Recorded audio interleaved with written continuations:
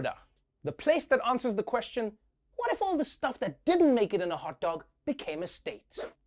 Florida regularly faces its share of disasters.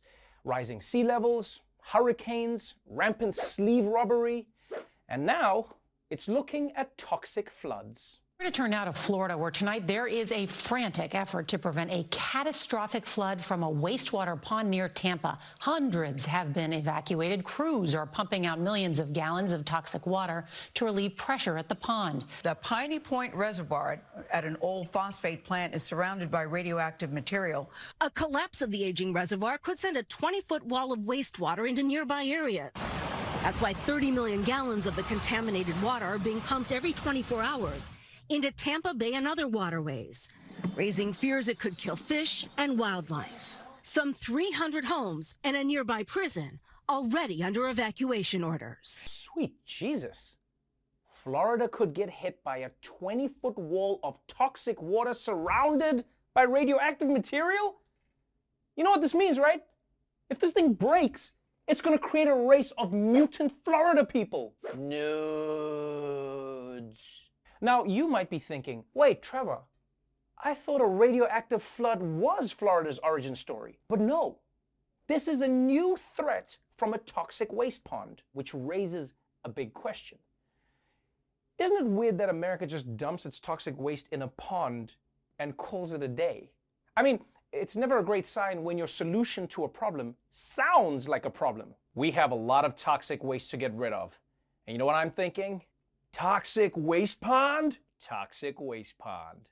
And a big part of this problem isn't just that the water is toxic, but that the walls that are keeping the water in are radioactive. And if the water goes over that wall, it will take the radiation with it. And look, I know hindsight is 20/20, but how did they not realize what a terrible design that was? I mean, it's like building a lion cage out of guns. Yeah, it might keep the lions in for a while, but if they get out, now those lions are strapped.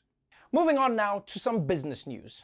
According to a new report, more than 50 major US corporations paid 0 federal taxes last year. And now, Janet Yellen, US Treasury Secretary and retired Hogwarts professor, has a plan for making them pay up. Today, Janet Yellen, in her first major speech as Treasury Secretary, called for a global corporate tax rate that would stop countries from trying to compete by lowering corporate tax rates to try to attract new business. We're working with G20 nations to agree to a global minimum corporate tax rate that can stop the race to the bottom.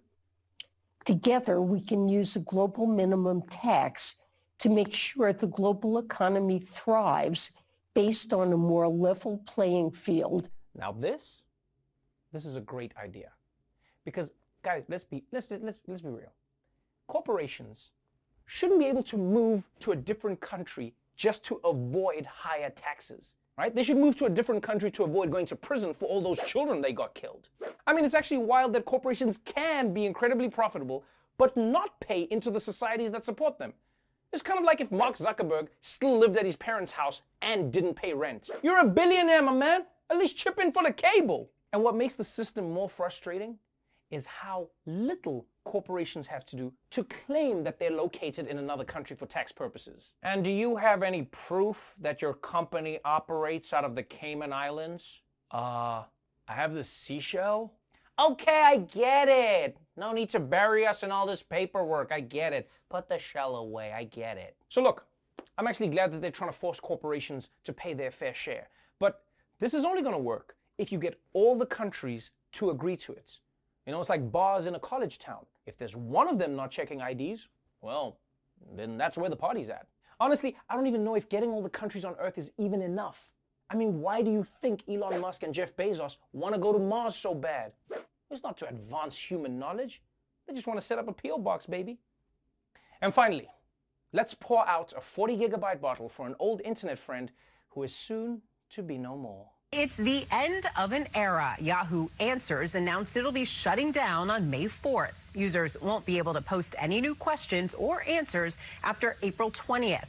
The move ends the 16-year reign of one of the internet's longest-running question and answer sites. The company says the site has become less popular over the years as its members' needs have changed. Oh no!